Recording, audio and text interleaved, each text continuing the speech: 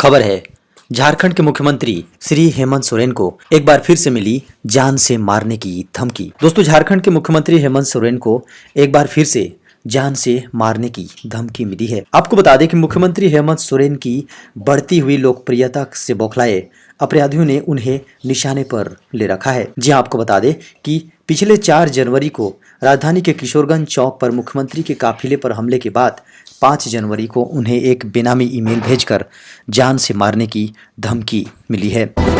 खबर है, झारखंड में सिविल सेवा के 252 पदों के लिए नियुक्ति की प्रक्रिया शुरू। जी हाँ दोस्तों, झारखंड में नियुक्तियों की शुरुआत हो चुकी है। 4 साल बाद यह शुरुआत हुई है। आपको बता दें कि 252 पदों पर नियुक्ति के लिए झारखंड लोक सेवा आयोग यानी जेपीएससी ने प्रक्रिया शुरू कर दी है। 2017, 18, 19 और 20 के खाली पदों के लिए एक साथ नियुक्ति परीक्षा ली जाएगी। खबर है, झारखंड में 3 मार्च को पेश होगा बजट। दोस्तों, बजट सत्र की शुरुआत 26 फरवरी से होगी। जी हाँ, सोमवार को मंत्रिमंडल सचिवालय एवं निगरानी विभाग संसदीय कार्य ने विधानसभा के बजट सत्र की कार्यवाही का विस्तृत ब्यौरा जारी किया। पहले दिन राज्यपाल के अभिभाषण के अलावा अध्यादेशों की प्रति सभा पटल पर रखी जाएगी। इसके बाद शोक प्रकाश होगा। बजट सत्र के दौरान कुल 16 कार्य दिवस होंगे, जबकि 10 दिनों का छुट्टी होगा। खबर है, गुमला में विक्षिप्त पिता ने 4 साल के बेटे को कुएं में फेंका। जी हाँ दोस्तों, जारी प्रखंड मुख्यालय में पिता ने अपने घर को आग के हवाले कर दिया। इसके बाद उसने अपने 4 साल के मासूम बेटे को उठाकर कुएं में फेंक दिया। आपको बता दें कि कुएं में फेंकने के बाद खुद भी उसी कुएं में कूद गया। घटना की जानकारी के बाद स्थानीय लोगों की मदद से पिता और उसके बेटे को कुएं से निकाला गया। घटना में बच्चे की मौत हो गई, जबकि उसके पिता को बचा लिया गया।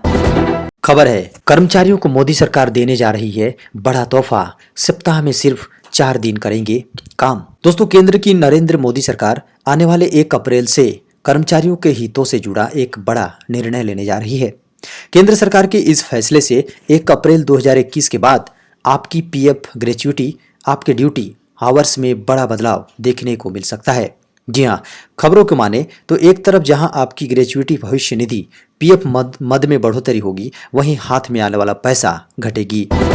खबर है, जैक ने नियमों में किया बड़ा बदलाव। वोकेशनल कोर्सेज के छात्रों के लिए सर्टिफिकेट गलतियां सुधारने के लिए देनी होगी फीस। दोस्तों, जैक की ओर से विद्यार्थियों के लिए नियमों में बदलाव किया गया है। अब उन्हें प्रमाण पत्र में गलतियां सुधारने के लिए फीस देनी होगी। आपको बता दें कि अब तक यहाँ पढ़ाई कर रहे छात्रों को 1 महीने तक मार्कशीट व अन्य सर्टिफिकेट की गलतियों को सुधारने का कोई चार्ज नहीं देना होता था। जी हाँ, इसके अलावा अन्य कोर्सेज में पहले ही ये नियम लागू हैं। छात्रों को अलग अलग करेक्शन कराने के लिए अलग अलग फीस देना होता है।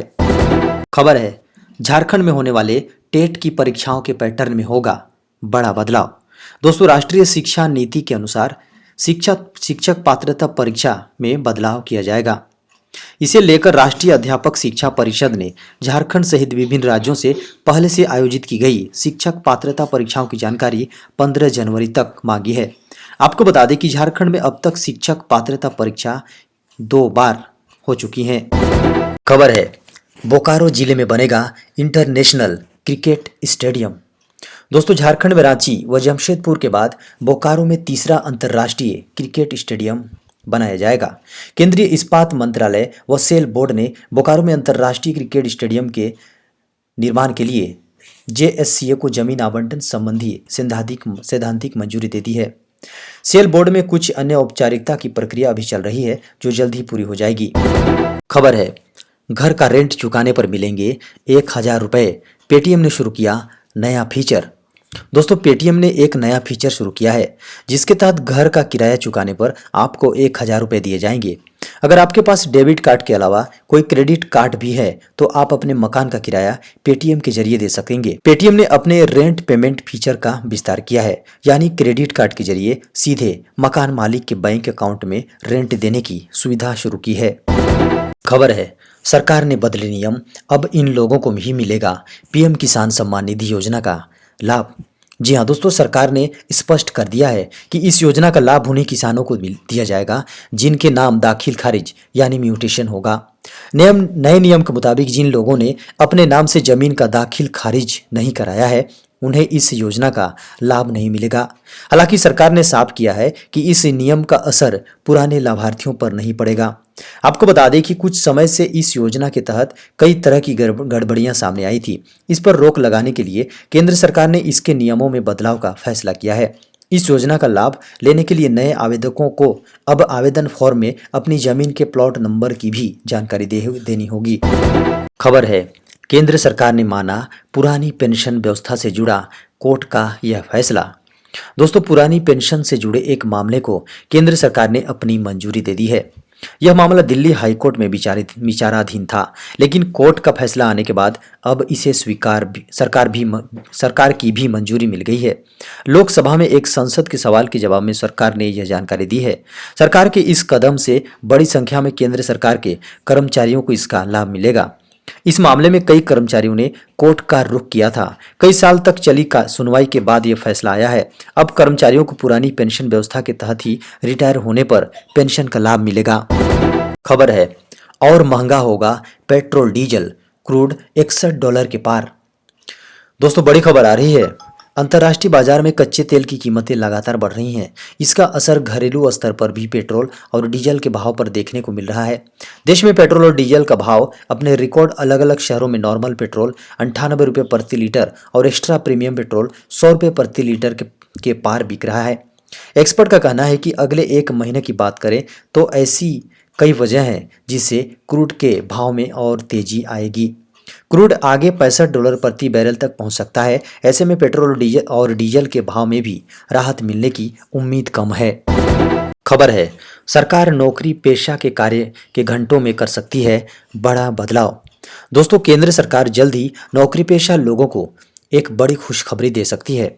सरकार ही कंपनियों को लचीलापन के साथ सप्ताह में 4 दिन काम की मंजूरी दे सकती है, लेकिन इसके लिए आपको लंबी शिफ्ट में काम करना पड़ सकता है। जी हाँ, लेबर सचिव अपूर्वा चंद्रा के अनुसार सप्ताह में 48 घंटे काम करने का नियम जारी रहेगा, लेकिन कंपनियों को 3 शिफ्ट में काम करने की मंजूरी दी जा सकती है। खबर है, WHO की जांच टीम ने चीन को बताया बेगुनाह। दोस्तों, WHO ने कोरोना वायरस आउटब्रेक पर चीन को करीब क्लीन चिट दे दिया है। विश्व स्वास्थ्य संगठन ने कहा है कि कोरोना वायरस संक्रमण फैलने को लेकर कोई बड़ा सबूत WHO जांच टीम के हाथ नहीं लगा है। विश्व स्वास्थ्य संगठन के बेन एम्ब्रेक ने प्रेस कॉन्फ्रेंस में कहा है कि उनकी टीम को वुहान बाजार के बाहर कोरोना संक्रमण फैलने के सबूत मिले हैं, जिससे ये जाहिर नहीं होता है कि वुहान बाजार से कोरोना संक्रमण फैला है। WHO ने अपने बयान में कहा है कि हम अभी भी कोरोना के सोर्स की तलाश कर रहे हैं, लेकिन अभी तक जो सबूत हमें मिले हैं उससे ये जाहिर नहीं होता है कि चीन से ही कोरोना वायरस पूरी दुनिया में फैला है। WHO की प्रेस कॉन्फ्रेंस में चीनी अधिकारी भी मौजूद थे। खबर है, बैंकों के निजीकरण के विरोध में बैंकों में 2 दिन की हड़ताल। दोस्तों, बैंक कर्मचारियों के 9 संगठनों का शीर्ष निकाय United forum of bank unions यानी UFBU ने सार्वजनिक क्षेत्र के 2 बैंकों के प्रस्तावित निजीकरण के विरोध में 15 मार्च से 2 दिन बैंक हड़ताल का आह्वान किया है। वित्त मंत्री निर्मला सीतारमण ने पिछले सप्ताह अपने बजट भाषण में विनिवेश कार्यक्रम के तहत सार्वजनिक क्षेत्र के 2 बैंकों के निजीकरण की घोषणा की है। आपको बता दें कि सरकार पिछले ही 2019 में IDBI बैंक में अपनी बहुलांश हिस्सेदारी LIC को बेचकर उसका निजीकरण कर चुकी है। खबर है, 1 करोड़ से ज्यादा फोन में खतरनाक एंड्रॉयड ऐप। जी हाँ दोस्तों, बड़ी खबर आ रही है। एक खतरनाक ऐप 1 करोड़ से ज्यादा स्मार्टफोन यूजर्स के डिवाइस में मौजूद है। रिपोर्ट की माने तो इस ऐप का नाम बारकोड स्कैनर है। इसमें वायरस होने की जानकारी मिलते ही ऐप को गूगल प्ले स्टोर ने हटा दिया है। वायरस की पहचान cyber security company malware bytes ने की थी।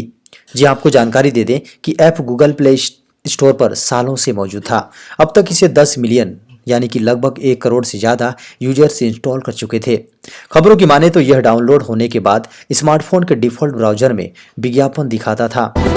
खबर है, पूरे देश भर में 63 लाख से ज़्यादा लोगों को दी गई कोरोना की वैक्सीन। दोस्तों, देश में टीकाकरण के बीच कोरोना के नए मामलों में कमी आई है। केंद्रीय स्वास्थ्य मंत्रालय के स्वास्थ्य सचिव राजेश भूषण के अनुसार देश में अब तक कुल 63,10,194 स्वास्थ्य कर्मी और फ्रंट लाइन वर्कर्स को कोरोना वैक्सीन का पहला डोज मिल चुका है। दूसरा डोज 13 फरवरी से देना शुरू किया जाएगा। वहीं कोविड संक्रमण के मामलों की संख्या घटकर 1,50,000 से भी कम हो गई है। आपको बता दें कि राज्यों और केंद्र शासित प्रदेशों को सलाह दी है कि सभी फ्रंट लाइन वर्करों को कम से कम 1 मार्च तक टीकाकरण के लिए निर्धारित किया जाना चाहिए। खबर है, राज्यसभा में अपने भाषण के दौरान रोने लगे पीएम मोदी। दोस्तों, प्रधानमंत्री नरेंद्र मोदी ने कहा कि राज्यसभा में विपक्ष के नेता गुलाम नबी आजाद ने कभी नेता विपक्ष के रूप में केवल अपना दबदबा बनाए रखने की कोशिश नहीं की, बल्कि उन्होंने अपने दल के साथ साथ देश तथा सदन की भी चिंता की।